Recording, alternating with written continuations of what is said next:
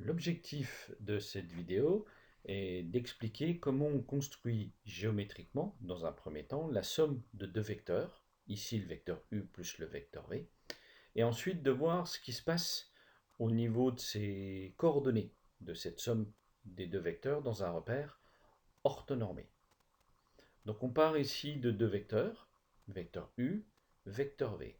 Pour construire la somme u plus v, on va amener le vecteur v à l'extrémité du vecteur u.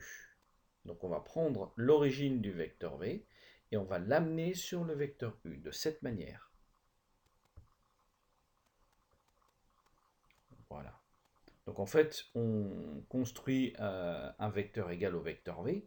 Donc c'est comme si on fait glisser le vecteur v et on l'amène à l'extrémité du vecteur u. Et ainsi, on obtient un vecteur dont l'origine est l'origine du vecteur u et l'arrivée est l'arrivée du vecteur v. Donc c'est le vecteur u plus v. Donc, procéder pour construire la somme de deux vecteurs, amener l'origine du deuxième vecteur sur l'arrivée du premier vecteur. Et ce qu'on remarque, c'est que les deux vecteurs u et v forment les deux côtés d'un triangle. Et le vecteur u plus v, c'est le troisième côté.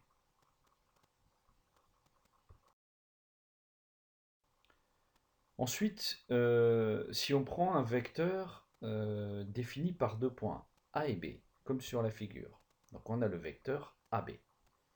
A l'inverse, on remarque qu'on peut construire n'importe quel vecteur, donc ici le vecteur AB, comme somme de deux vecteurs à partir d'un troisième point. Si je prends un troisième point, le point C, n'importe où sur la figure, eh ben je peux construire le vecteur AB, dire que c'est la somme de deux vecteurs, le vecteur AC plus le vecteur CB. Ça correspond bien à ce qu'on a vu au tout début, c'est-à-dire que si je prends le vecteur CB et que je le colle au bout du vecteur AC, j'obtiens le vecteur AB. On a bien un triangle ACB. Et donc en fait, n'importe quel triangle correspond à la somme de deux vecteurs. Donc le vecteur AB, c'est le vecteur AC plus le vecteur CB.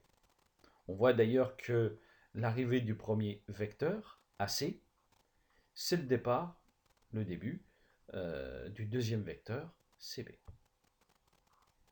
C'est ce qu'on appelle en fait la relation de Chasles.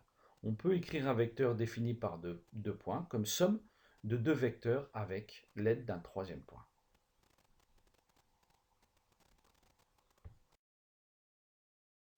Regardons maintenant ce qui se passe au niveau des coordonnées.